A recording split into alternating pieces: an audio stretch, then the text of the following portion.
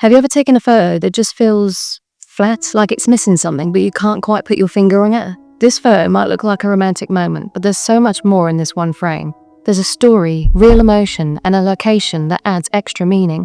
Today, I'm going to show you how one photo can tell a full story, just some simple and powerful techniques. Now, how do you capture a photo that feels real and emotional? It starts with focusing on the feeling, not just perfect poses. Instead of telling your subjects exactly where to stand, try asking them to hold on to each other like they don't want to forget this moment. That helps people stop performing and truly connecting. Lighting is also key.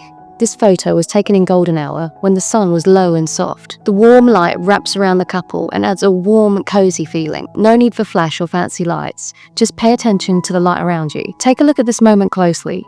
She's resting her hand on the back of his neck, and he's gently holding onto her chin. It's not posed or a forced kiss. It's real and tender. The body language, it speaks volumes about trust, comfort, and years of knowing each other. And fun fact about this photo, they actually grew up together, and over time, their friendship turned into love. This photo wasn't taken where their story started. It was taken while they were on holiday in Mallorca. Even though it's a new place, their connection carries the history with them. The winding path and the warm golden glow and the peaceful silence makes the moment feel like time has stopped. Finally, consider how your subjects fit into the scene. Notice how their clothes match the colors of the forest. The harmony keeps the focus on the connection and lets the background support the story without distracting from it. These little details are what take an ordinary snapshot into meaningful stories. And if you're enjoying this video, please hit the like button, as it helps me create more content for you all. So stop chasing perfect poses.